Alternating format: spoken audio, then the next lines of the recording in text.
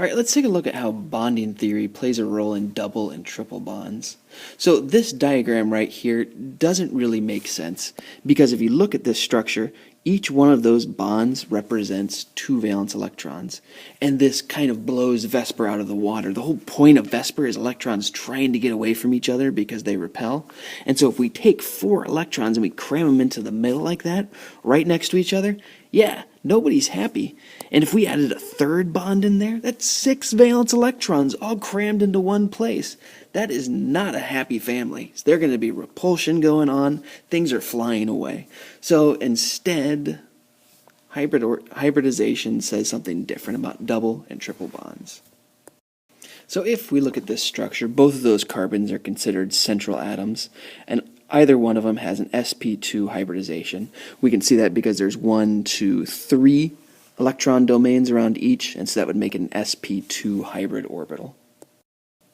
So here's what that hybridization would look like. Initially, carbon would look like that. It promotes one of its s electrons, and as a result, it now has sp2, and then one of its 2 p's stays unoccupied. It makes this promotion because in the case of C2H4, remember each carbon had 3 electron domains around it, and this gives it 3 places to share its electrons, as opposed to before it only had 2 places. So here's where things get a little bit rough in the 2D world of YouTube, so try your best to visualize this with me. So what's going on here is we're taking a look at the bonding, the double and single bonds between C2H4. So with the C2H4, we have that double bond in the middle. So carbon double bonded to carbon. And that's what's taking place here and here. So in the middle, we're sharing 2 of those electrons. So it could be one of those represented right there, 1 electron from one carbon, 1 electron from the other. This, the sharing of the electrons in the middle, is called a sigma bond, and that's a sigma drawn right there. So a sigma bond, they're sharing in the middle. Now with that second bond, that double part of the double bond, it can't also be sharing in the middle because then you'd be cramming them right in there with the other 2. They would repel. So instead it shares in kind of an outside fashion like this. So that electron and that electron, those represent the 2 electrons right there. They're not being shared in the middle. Instead, they're being shared kind of on the outside. So they're being rotated and passed around out there. This type of bond is called a pi bond. So a double bond then is composed of a sigma bond and then a pi bond. And then notice how that pi bond, it's done by the unmorphed p orbital. So it's still poking out in its dumbbell shape, which means that those electrons can be kind of passed around out there on the outskirts of the sigma bond. And the other SPs are all on the H's. And so this would be an sp2, sp2, sp2, and then sp2 right there, and then our unmorphed p forming our pi bonds. And this is true of all double bonds. All double bonds are composed of 1 sigma and 1 pi bond. That's what makes them double. Another thing to note about this structure, bonds can rotate around single bonds, and so if it was just a carbon bonded to carbon like that, you would only have a single sigma bond in the middle.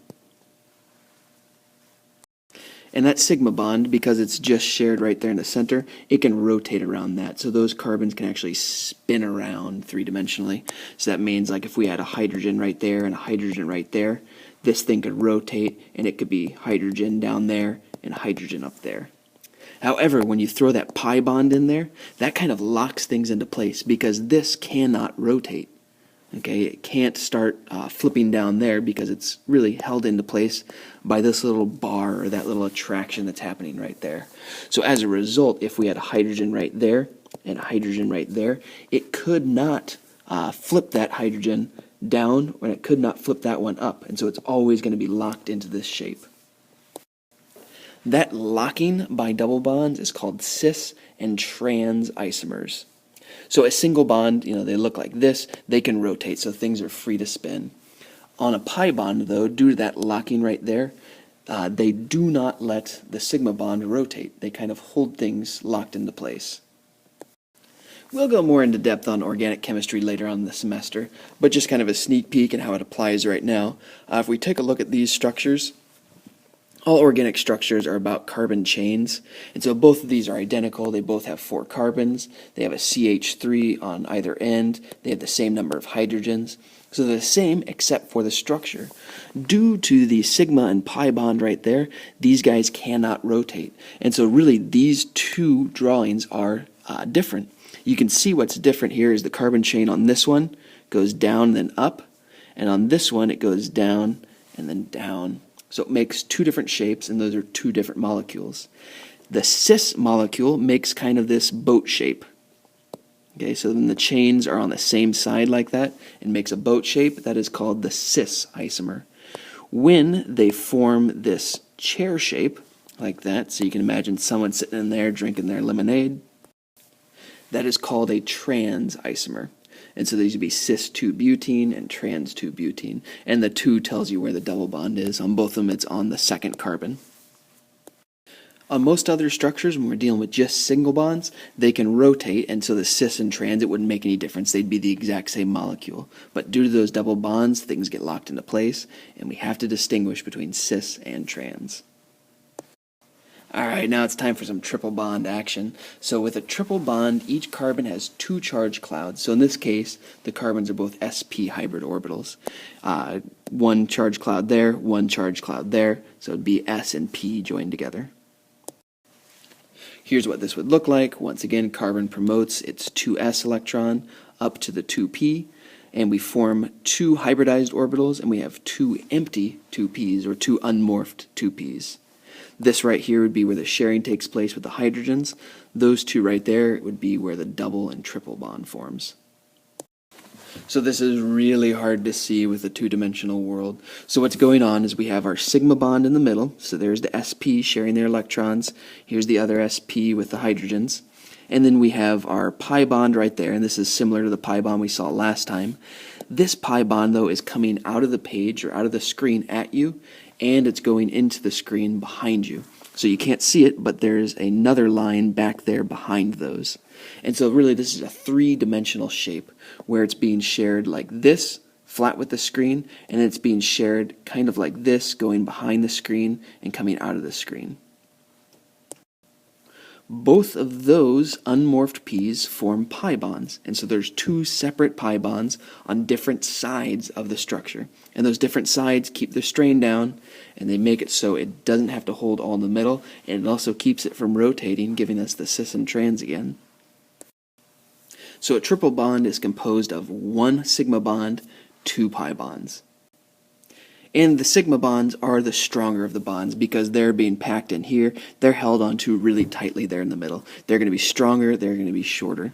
As opposed to the pi bonds, where really it's an interaction between this and this orbital. And so you're kind of spaced out at a distance. So they're not going to be quite as strong, and they're going to be a lot longer in distance. All right, here's a nice combination of resonance, pi bonding, and organic chemistry. So what we have here is what's called benzene, C6H6. So at each of these corners would be represented a carbon. So this is just how organic chemists draw it. Each corner is a carbon, and then each carbon has 1 hydrogen bonded to it. And we don't draw the hydrogens in when we do organic molecules like this because they're always just assumed.